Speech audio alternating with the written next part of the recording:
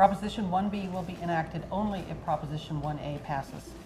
Proposition 1A will allow an extension of tax increases imposed as part of the 2009-2010 state budget agreement. This in turn will allow for a rainy day fund from which the $9.3 billion will be paid. Some background. Proposition 98 was passed in 1998 to mandate minimum levels of funding for schools and community colleges. In some years, the state is permitted to fund schools at a lower amount, but then has to make up the difference in future years. This year, state funding was reduced due to the bad economy. Proposition 1B will change Proposition 98 to require the state to repay schools and community colleges the $9.3 billion in funding cuts.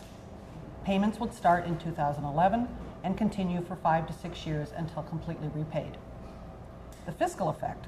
There are potential state savings of up to several $billion in fiscal years 2009-2010 and fiscal year 2010-2011.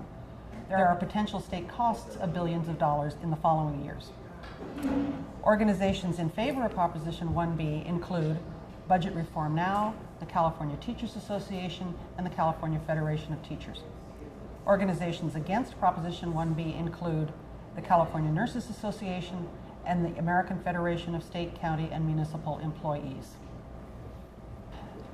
This election includes 5 propositions which deal directly with the state budget.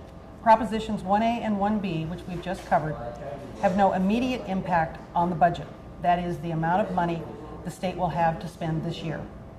The next 3 propositions, 1C, 1D, and 1E, on the other hand, will put new money into the general fund as soon as possible. Now, I'll give it back to Kate Quick, who will cover Proposition 1C. Thanks, Dorothy. Proposition 1C has to do with the California State Lottery. It's also a constitutional amendment. Let me tell you a little bit about the current situation. The lottery was created in 1984 by a vote of the people. All the profits from the lottery were designated to public education, and that's about 34 cents on every dollar of lottery revenue. The lottery profits are about 1% of the total expenditures for K-12 education in our state.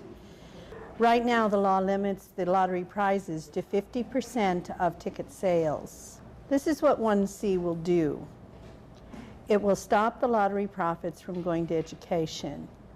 It will allow the state to borrow money, that is in the form of the sale of bonds, and use those lottery profits to pay off the debt. It will allow the prizes to exceed 50% of sales, and it will limit the expenses to 13%. Those expenses are now set at 16%.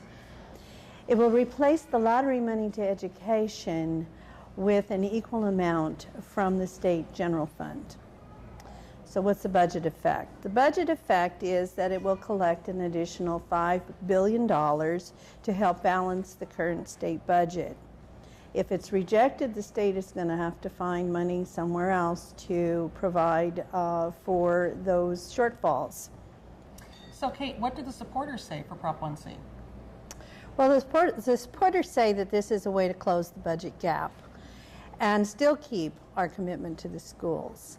They also say that upgrading the lottery and allowing the sale of bonds will possibly reduce the need for higher taxes later.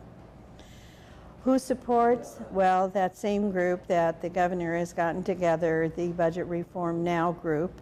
And what do the opponents say? Well, the opponents say that this is irresponsible. And they say that there are a lot of unrealistic expectations about how much money the future lottery profits might be. There are no opponents listed. Oh, okay. Hello, my name is Karen Butter, and I'm speaking to you today from the children's section of the Alameda Free Library. I'm here today to talk to you about Prop 1D, the Children's Services Funding. Before I explain Prop 1D, you need to understand Prop 10.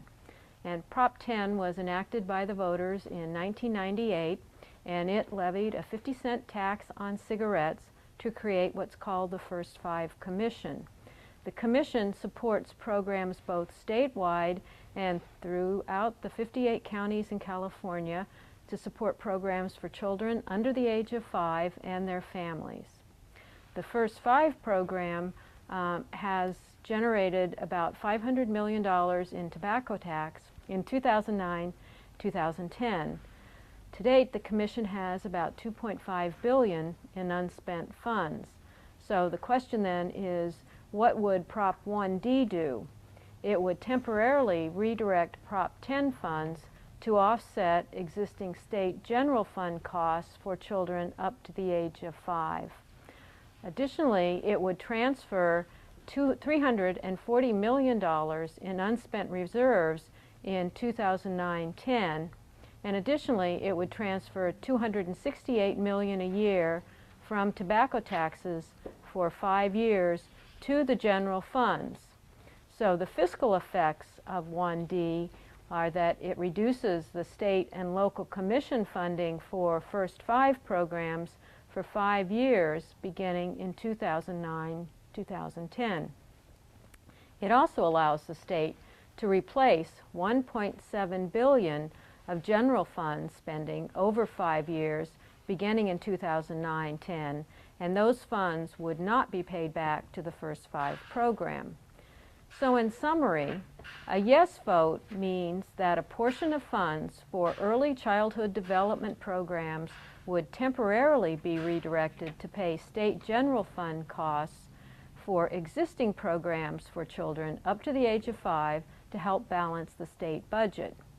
A no vote means that the Children's and Family Trust Fund will continue to receive the funding as approved by the voters in Proposition 10.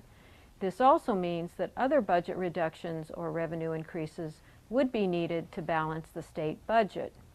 So what do supporters say?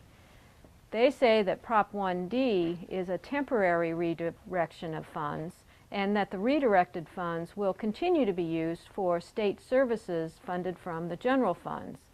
They also say that the state and local commissions have $2.5 billion in unspent funds that could offset the deep cuts in health and social programs. Opponents say that Prop 1D does nothing to address the long-term fiscal problems. It also removes First 5 funding and transfers other costs to the state and counties. And it cuts effective preschool programs that are the key to long-term success.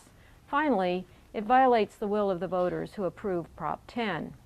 The supporters include the Executive Director of the Association of Regional Center Agencies, the California Teachers Association, the California Taxpayers Association. Opponents include the Executive Director of the California Family Resources Association, the California PTA, and the California Federation of Teachers. And now I would like to introduce Felice Zinsis, who is going to talk about Prop 1E, which is very similar in some ways to Prop 1D.